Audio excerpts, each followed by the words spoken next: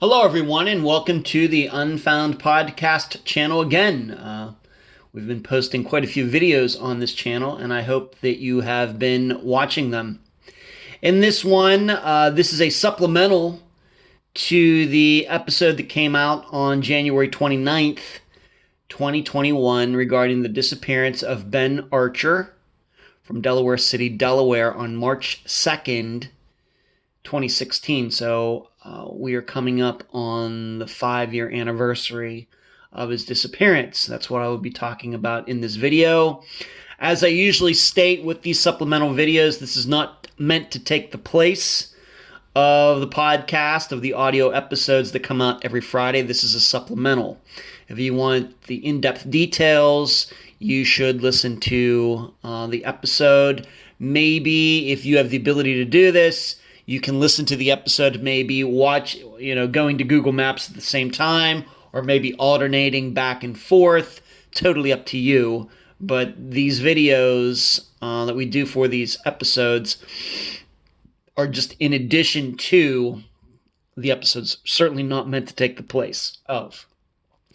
As you're watching this video, I hope that you will give it a like, a thumbs up, and if you are not yet a subscriber to the Unfound Podcast channel here on YouTube, I hope you will consider doing so. And once again, patreon.com/Unfound Podcast and paypal.me/Unfound Podcast.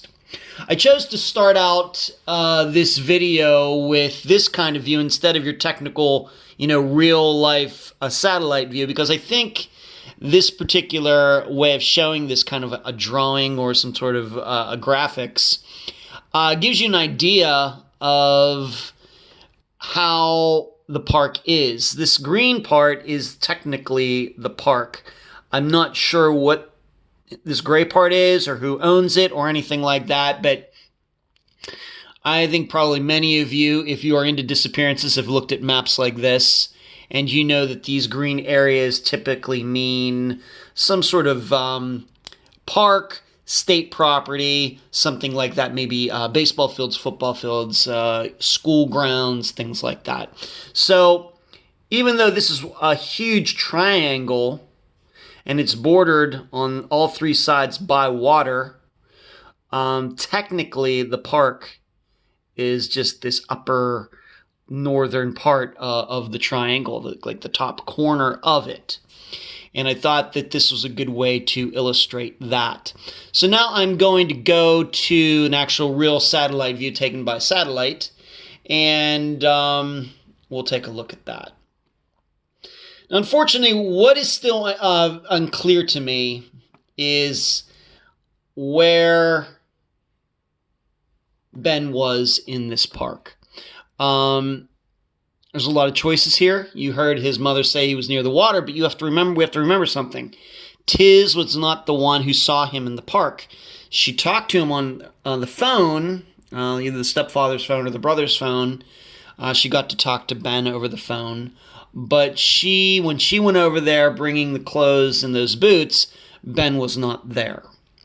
However, she set the item somewhere near where he was. All that she knows is that he was near the water. Well, I'm not sure if it means that it was near the Delaware River or this little tributary here or this tributary over here. I think no matter which one it is, then that is going to cause us, to be a little fearful. That's the only way I can put it. That anytime a missing person is last seen near a body of water, especially a body of water like a river that has flow, unlike a lake or something where if you go into it, you're going to be right there. A river is going to take you away one way or the other, whether it's flowing fast or flowing slow. That is a concern in Ben's disappearance. You certainly don't have to be a missing persons expert to know that.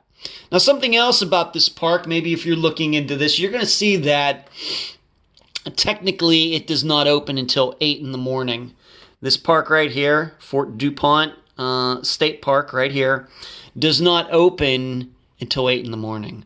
Whereas it is clear that Ben left his house around 6 a.m. However, Tiz has told me that you can still go into the park as a visitor even before it technically opens. I guess you can walk into it, and I can think of some parks around here, Taylor Park, where I play disc golf.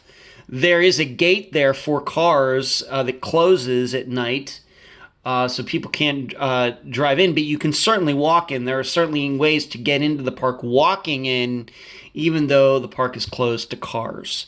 So I'm guessing, although Taylor is not a state park, it's a city park, but I'm guessing it is kind of the same issue here, that even though you can find material saying that the park doesn't open till 8, it's certainly possible to walk in there before then, maybe even in the middle of the night if you choose.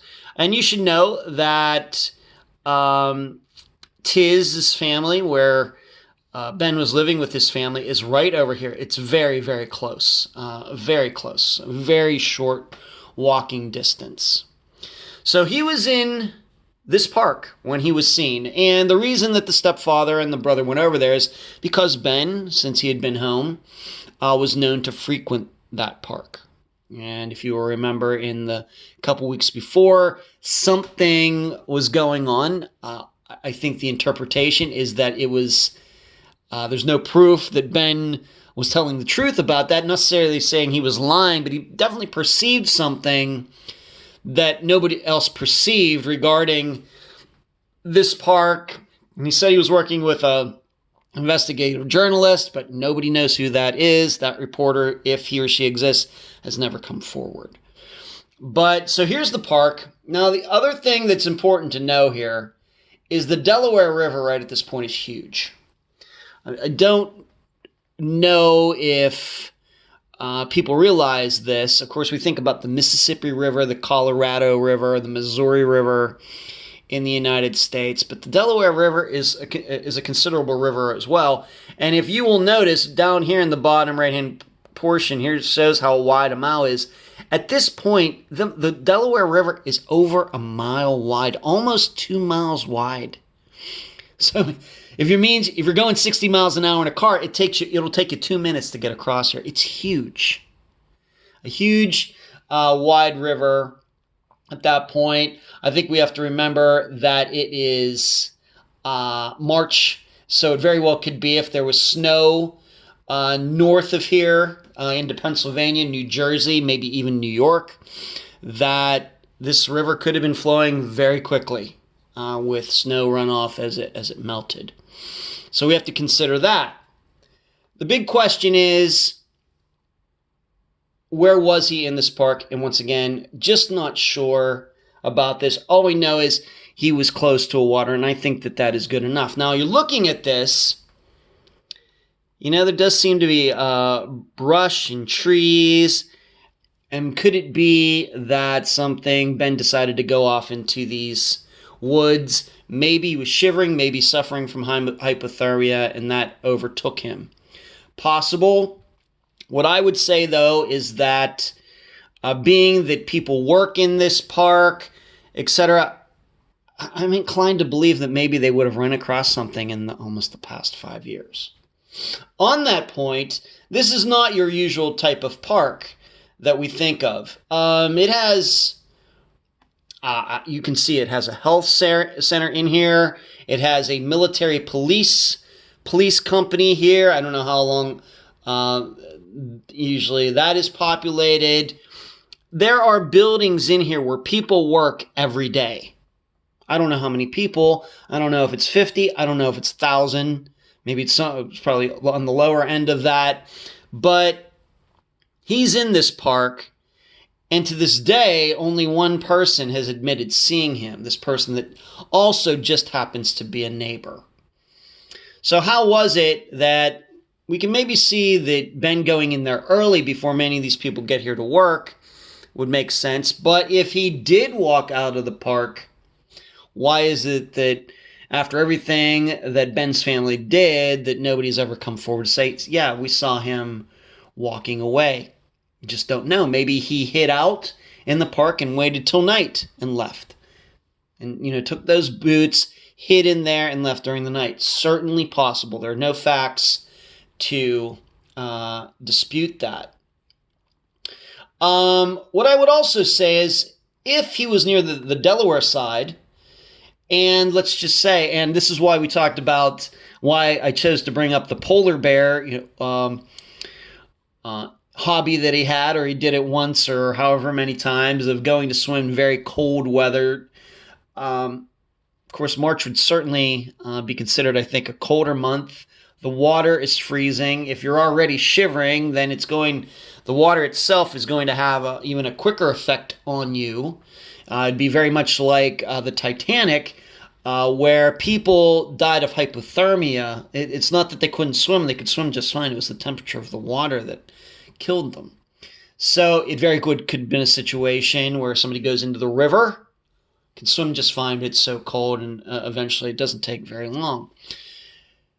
The problem with that, though, is that if he did go into the water for whatever reason, I'm not saying he was necessarily committing suicide. I don't know if he was in his right mind. Maybe he, as his mother said, liked to challenge himself. I don't know. But if the river did take him, the river flows this way, and if you went into the river up here, there is kind of a jetty or some type of wall that sticks out here. I'm going to guess that it's made of rocks or concrete or something like that. You can see it right there, Reedy Point, Delaware. That surely, if he went into the water, let's get this back, and the water would be pushing him in this way, I don't think he'd be able to swim out so far to avoid it. He would have probably got pushed right to these rocks right there. Now, very well, maybe he climbed over them and continued on his way. Very possible. But I think that even if he wasn't in his right mind, by the time he would get to here, I'd hope that he would realize maybe this wasn't the smartest thing to do. And if he got to these rocks, he would get on them and, walk back to land. You would hope. You would certainly hope. Of course, if this was some sort of suicide attempt, then maybe he might not do that. But I have to tell you that the feeling that I got regarding Ben Archer is that he was not suicidal. He might have been delusional and saying some things that the rest of us don't understand. But there's nothing saying that he was suicidal. He might have been fearful, but nothing that was suicidal. Now, if you went in either over on this bottom waterway or even on this very, very skinny waterway, that might change a bit. Especially, I don't know how high this bridge is here. I don't know how high the bridge is there. If somebody jumped off them, would that be enough to cause unconsciousness, at least, or like jumping off the Golden Gate Bridge? I don't know. But it certainly might change things a little bit if, for some reason, he went into either of these bodies of water. Once again, I'm thinking that this body of water flows out to the Delaware. I'm thinking that this comes down this way, and maybe the water once again goes out this way. But I think all water in this area ends up going to the Delaware River. So if he went in here, it might be that he could have been pushed out into the middle of the Delaware River. And then these little walls, once again, to show them to you, there's one on each side here. One up here, north side, one down here, south side, might not have been able to play some sort of saving role if he did go into the water. The tough part to understand is it makes sense that Ben got those boots and left. Why he would leave the rest of the clothes, I don't know. But it's hard to understand why somebody would take the boots but then go into the water. That's going to be a real stumper. Maybe somebody else took the boots. Why they left the clothes, I don't know.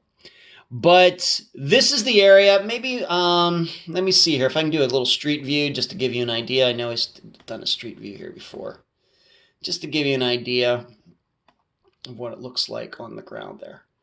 That's what it looks like. Some of this is blocked out, but You can see some buildings that are boarded up. There's old, like Tiz was saying, old World War II buildings, but you can see there's brush, there's trees. It's pretty thick. And as we've learned, if any searches were done, all it takes is being a few feet this way, a few feet that way, to miss a human, even the size of Ben. So we have to keep that all in mind. This is not your typical type of city/state park where it's fairly unwooded. This almost has a little bit of a feeling of a national park or national, preserved area, and not, I know the city parks, state parks that I've been to here in Florida are not like this. So we also have to remember it would have been March, so a lot of these leaves would not be on the tree, so you'd be able to see a little bit better. But that just gives you an idea of what this terrain looks like. Now maybe we can go a little more toward the buildings themselves. And let's just plop down right there. And, you can see a house right there. And Google did a nice job, mapping this all out. Obviously, they were allowed to go on this property. And you can see these buildings, and you can see some cars here, people working. Just have to wonder if he did walk out. Once again, I can understand him walking into the park and not being seen. Walking out during the day and not being seen will be a little tough. Maybe he waited till it was dark. So I hope this gives you an idea of what we're talking about regarding Ben's disappearance. And this is, once again, to change that view again, this green part is Fort Dupont State Park. His family lived over here. He walks over here. This is where they find him, his brother and his stepfather. They try to get him to come home, that he wouldn't do so. Tiz goes over by herself with clothes and boots. He's not there. She leaves those items. Later, they come back. The boots are gone. The clothes still there. Ben is never seen again. So there you go. The disappearance of Ben Archer. As usual, I wrote a Patreon blog. I'm in the process of writing it right now. And if you'd like to know my in-depth thoughts, of course, I do not give opinions during episodes, but I do on Patreon. If you'll consider becoming a Patreon member, patreon.com/unfoundpodcast. Once again, please like this video. Please subscribe to the channel. And thank you for watching.